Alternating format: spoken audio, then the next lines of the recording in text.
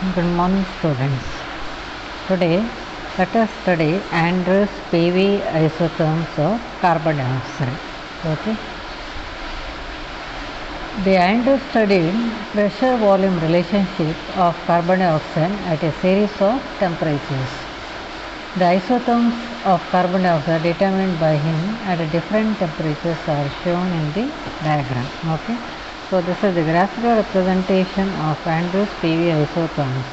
That means pressure along the y-axis is plotted and volume along the x-axis. It is not visible in this, but along the x-axis volume.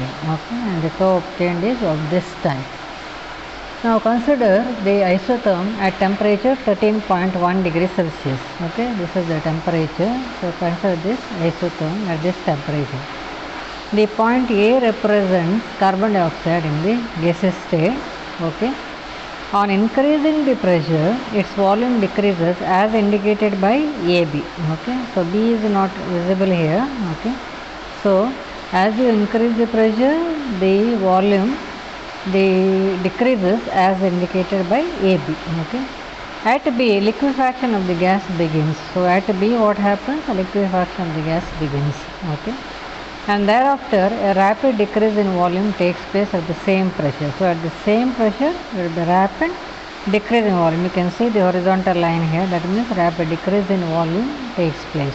Okay, as indicated by the curve. Okay, this is the curve.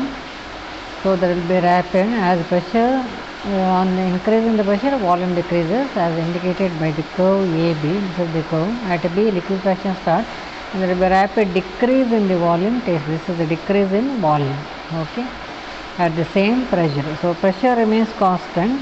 So for example, this is the pressure. Okay, P2. So pressure remains constant, but volume goes on decreasing. Okay. At C, the gas has been completely liquefied. So at this point, gas becomes completely liquid. Now as the liquid is only, okay, this is the point where gas exists in liquid phase only. Okay. Now further increase of pressure produces only a very small decrease in volume. If you increase the pressure further, okay, there will be very low or very small one decrease in volume. Okay, this is shown by CD. This is the graph. Okay, CD. So even if you increase the pressure, there will be decrease, very small decrease in one volume. Okay. A similar behavior is observed at 21.5 degrees Celsius. You can see here. So similar behavior is observed at 21.5 degrees Celsius. Okay. Now along the curve EFGH. Okay, along the curve EFGH, G and H are not visible here. GH. Except the liquefaction starts at high pressure and the horizontal portion FG. Horizontal portion FG. Okay. Horizontal FG representing the decrease in volume becomes smaller. At still high temperatures, the horizontal portion of the curve becomes shorter and shorter. So as we go on increase the temperature, you can see here 13.1 degrees Celsius, 21.5. So as we go on increase the temperature, the horizontal portion becomes small and small. You can see here this portion is 31.1 degrees Celsius greater or larger this one, what horizontal area. At 21.5 lesser horizontal area. Okay. So as we go on increase the temperature, the horizontal portion of the curve becomes shorter and shorter until at 31.1 degrees Celsius. Okay. So until at 31.1. So this is the temperature 31.1. Okay. It reduces to a point. So here horizontal portion reduces to a point. Okay. So let this be x. So this also x point is not shown here. Let this be x. Okay. This point x is called the critical point. Okay. Above 31.1 degrees Celsius, the isotherm is continuous. So you can see here this is above 31.1 degrees Celsius. So you can see the continuous isotherm. Okay, like this. Here there is no horizontal portion at all. Even here there is no horizontal portion. So this curve, green curve is forward. Here no horizontal portion. Even this curve has no horizontal portion. Okay. So Andrews concluded that if the temperature of carbon dioxide is above 31.1 degrees Celsius, it cannot be liquefied. So above 31.1 degrees Celsius, it cannot be liquefied. No matter how the higher pressure may be. Okay, even if you raise the pressure, it will not be liquefied. So he called this temperature, that is 31.1 degrees Celsius, as the critical temperature of carbon dioxide. Okay, critical temperature of carbon dioxide. Next slide. Continuity of state. Okay. Now on joining the ends of the horizontal portion of various isotherms, on joining the horizontal portions, these are the horizontal portions. Okay. At the end points. Okay. Various isotherms, a boundary curve CGXFB. Okay, you get CGF. Okay, F and then XF. X is upper one here. XFB, represented by the dotted line. You can see the dotted line. Okay, so this is obtained within this area. Okay, which area? CGXFB. Both liquid and gaseous state can coexist. So within this area, dotted line, both liquid and gaseous states coexist. Okay, can exist. Thus, liquefaction of carbon dioxide, okay, isothermally along ABCD is discontinuous.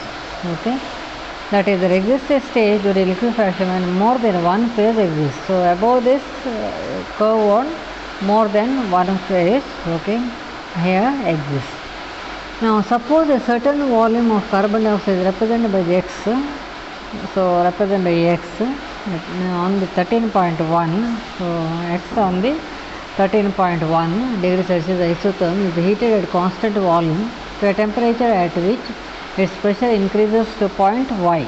Okay, so to a point Y lying above the critical pressure of the gas. So you mark the point, any point Y above the critical temperature, and here X on the critical temperature. Okay.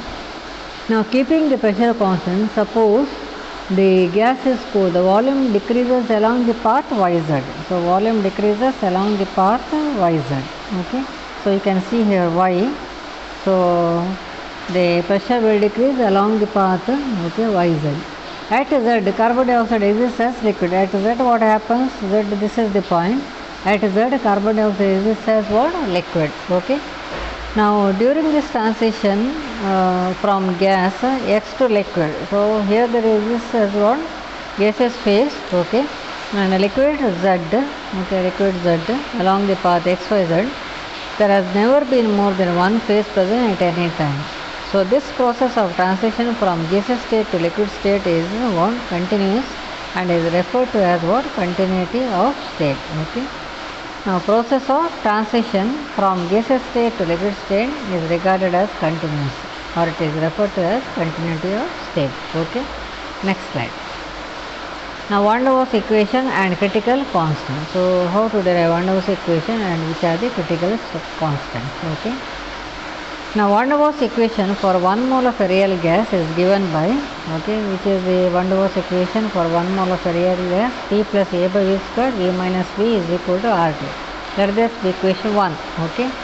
Now this may be written in this form, multiply P by V. Okay, you will get PV, or simplify PV plus A by V minus PB AB by V squared, okay, equal to RT. Let this equation be 2. Okay.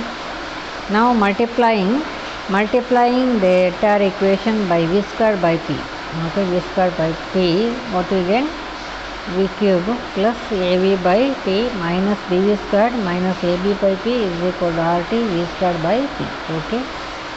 Once again on simplification you get V cube minus B plus RT by P V squared, getting all V terms together. Okay, this is V cube, this is V squared. Okay. Then V term means A by P, okay, into V minus AB by P is equal to, let this equation be 3. Okay. Now this is the cubic equation in volume, okay, V, and has 3 solutions, okay, all of which may be real or only one may be real and the other 2 imaginary.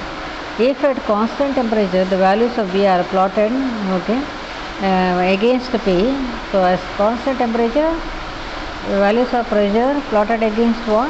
V. Okay. This curve is obtained. So this is the curve obtained for pressure versus volume. Okay. As the temperature is raised, as we go on increase the temperature, okay, increase the temperature, the 3 volumes of V get closer to one another. So 3 volumes of V become closer to one another. and at critical temperature 3 values merge to 1. Okay, at critical temperature what happens? 3 values merge to 1. Thus at critical temperature V is equal to Vc. So at critical temperature V is equal to Vc. So you get V minus Vc whole cube is equal to 0. Okay, or on simplification V cube minus 3 Vc V squared plus 3 Vc squared V minus Vc cube is equal to 0. Let this equation be 4. Okay. This equation is identical with the one for 1 mole of the gas at critical temperature and pressure. Okay. Now here also on keeping B terms this equation V cube minus B plus RTC by PC V squared. This is equation A by PC. Okay, P place we write PC, T place we write TC. Okay. AB by PC is equal to 0. This is what this equation will be 5. Next line. Okay. Now this will give you 3 Vc is equal to B plus RTC by PC. Let this equation be 6. 3 Vc squared is equal to A by PC on further simplification. Okay. Let this equation by 7. Okay. And Vc cube is equal to AB by PC. This is 8. Equation 8. Vc is equal to 3b. Okay, from this you get Vc is equal to 3b. So 3 into 3b squared, simplify further A by PC.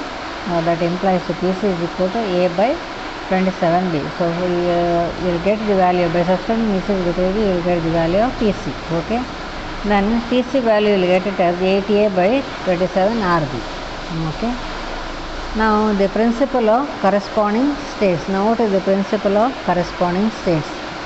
So Van der Waals showed that if the pressure, volume and temperature of the gas are expressed in terms of critical pressure, critical volume and critical temperature, we can obtain an important generalization called the principle of corresponding states. Okay. Let P by PC is equal to PR. Okay. And then V by Vc is equal to VR and T by Tc is equal to TR, where PR, VR and TR called the reduced pressure, reduced volume and reduced temperature respectively. Okay. Substitute these values on the Van der Waals equation for 1 mole of a gas. Okay, you get P plus A by V square and V minus T is equal to RT. Okay, substitute these values here, you will get PR into PC plus A by VR squared, Vc squared, VR into Vc minus B, RTR into TC. Let this equation be 1. Okay.